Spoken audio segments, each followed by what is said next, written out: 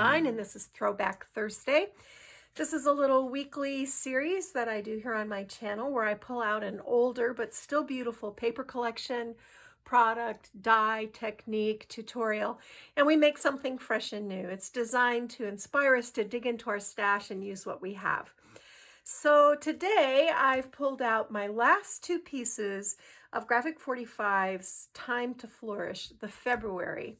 And several of you had asked that I do some banner tutorials, and that's what we're going to do today. I'll just show you what I've done so far. This is a pretty simple beginning here. I built my basic banner and stitched it onto this piece of netting from Really Reasonable Ribbon. The banner base is cut with this Sizzix Eileen Hall House and Banner die. This is an older die. You might be able to find it in Eileen's Etsy shop. It's actually called, here I'll turn it over so you can see it. It's the House Pocket Stitchlets die. And it's been around for quite a while. I like it. I use it for banners. If you turn it, see this is the pocket, but if you use it like this, it actually makes a great banner. So I cut the red cardstock with just the outer frame. Then I combined the inner perforated frame with the outer frame to cut my designer paper. And then I line it up on my trimmer and I trim each of those circles in half so it kind of looks like a postage stamp edge. I stitch that onto canvas ticking and then adhere it to the red background. And then I stitch the whole thing by machine onto our netting. These are Graphic 45 Ivory ATC tags. These are some of their ones that were word tags. They said like celebrate or wish or dream.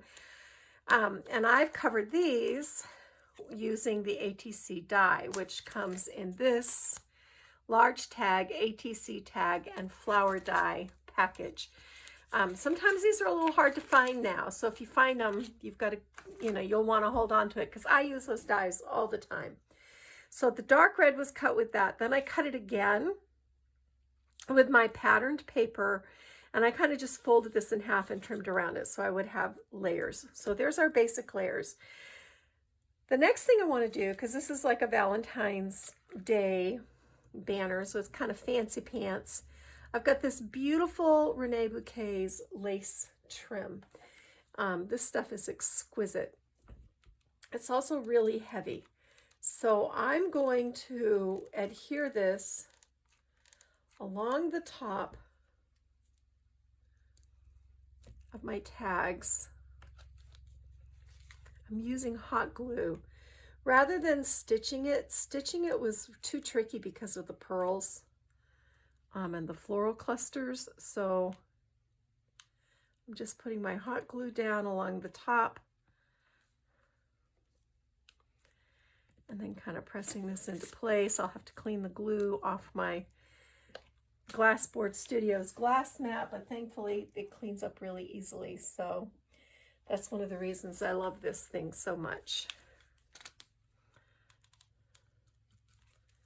All right. So now I'm going to come in. We're just going to keep going.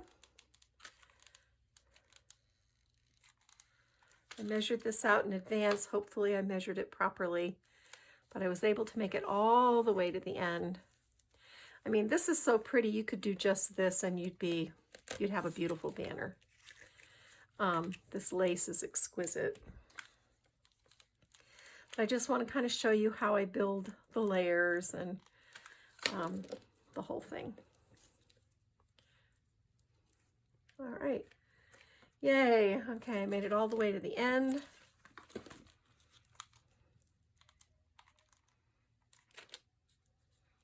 There we go.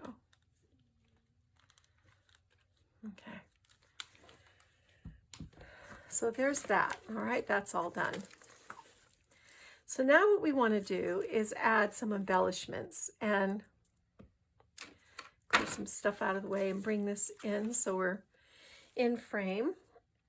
And the first thing I did was I heat embossed this Reneabouquets heart frame with Stampenda's Shabby Pink embossing enamel.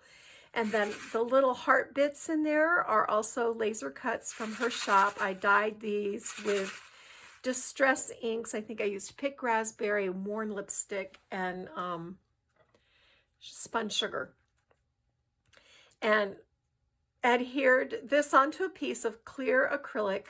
And then when that's set up, I trimmed around it. I've got a little scrap of paper in there. Let me get that out. Okay. And then 3 rows of foam tape.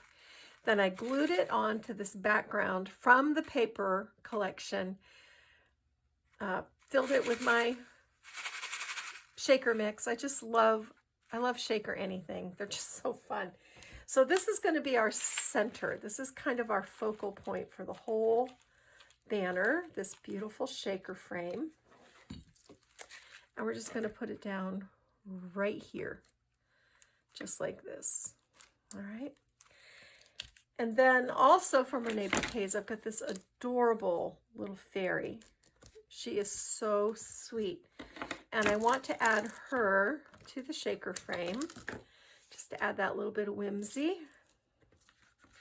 And I've dry brushed the edges on all of these chipboard pieces with just some chalk paint. And then spattered them a little bit to shabby them up. So she's going to go right here, just like that. Okay. And then I heat emboss this written word, love. And I'm not going to use hot glue for that. I'm going to use my Dries Clear.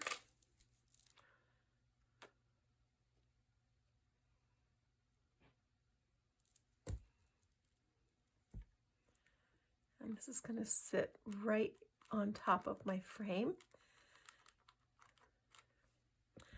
And then there's this precious little butterfly.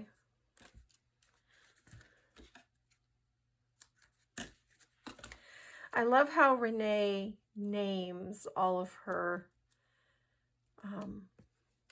little fairy people and people. I don't know what the name of this one is, but I'll have all of these listed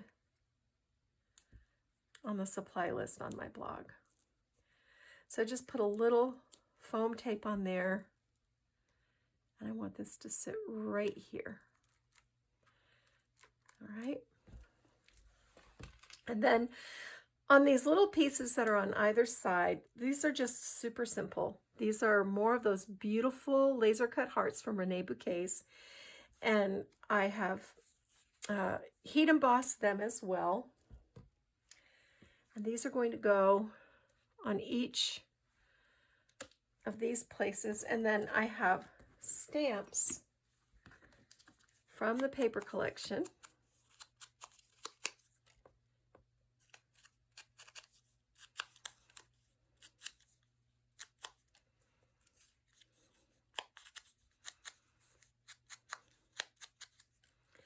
And I've inked my papers with Gathered Twigs Distress ink, just to add to the vintage feel.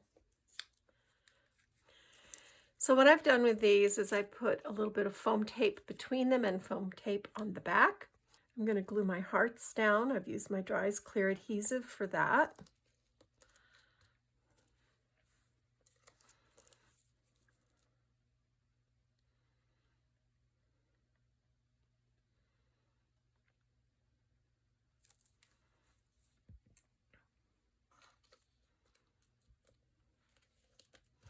You can see how I have these tilting opposite directions. And then take my foam tape off. And these postage stamps are going to go right here. And these postage stamps are going to go right here. Now we're going to come down here to this end piece. This is another little Reneabouquets angel, so sweet. And I'm just going to angle this in like this. I have foam tape on the back, so it's nice and secure. And then this panel right here has this adorable little cherub, and I want to situate this so that it's right above the Will You Be Mine, and I put a double row of foam tape on this.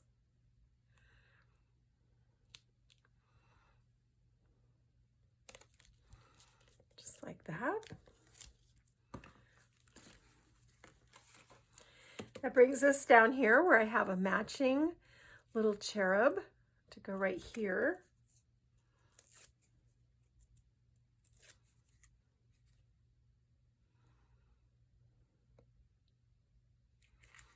Get a little higher. There we go. So sweet. And then this is cut out from the paper collection, and I just kind of rounded it through my fingers, you know, like this, and put a couple little foam tabs on the back, and I'm going to put Roses Are Red right about here. Okay, and then that brings us to this last panel, which is actually the first panel, where I have another one of these sweet little cherubs. So now all we have to do is add some flowers to dress this up. And I've got a whole bunch of Reneabouquets. These are kind of a real creamy pink. I've got some whites. I've got these really pretty, I can't remember the names of these, but I'll have them all linked in the supply list. And we're just going to place these and play around and see what we like. Before we do the flowers, I want to go ahead and add ribbons. So I took a piece of this Coral Rose small check, and I left it long because I want this to have kind of romantic little streamers, and I just simply tied it around, not a knot, just a tie. And then I tied a bow with the 5/8 inch, and this is going to sit just like this. Okay.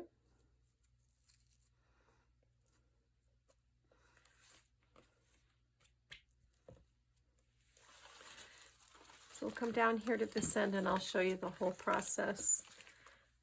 So here's my piece of ribbon. It's probably about 24 inches long.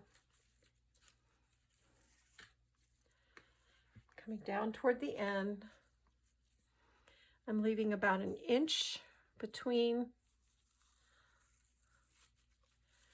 and I'm just tying it just like that. And then here's my bow.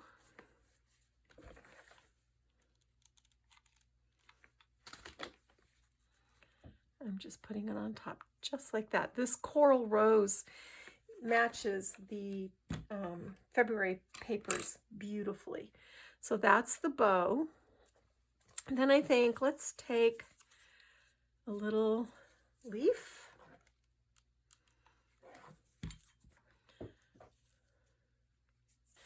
When you have this long tail, these are Reneabouquets roses, when you have this long tail, I just like to wrap them around the end of a slim paintbrush. So you get these pretty curly cues on there, like little rose vines sticking out. So this is going to go here. And then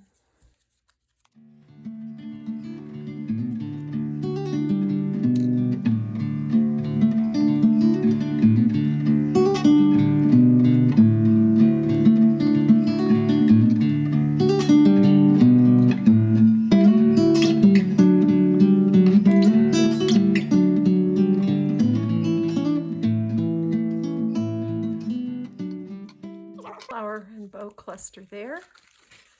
Come down here, do the same thing on this end. One thing I wanted to mention to you is that when you stitch your banner pieces onto your banner, I always stitch along the top and then I come down and I stitch also along the bottom. And that way the banner hangs properly and you don't end up with it kind of twisting and turning on you, which can be annoying. So that's just a good little tip for working with banners.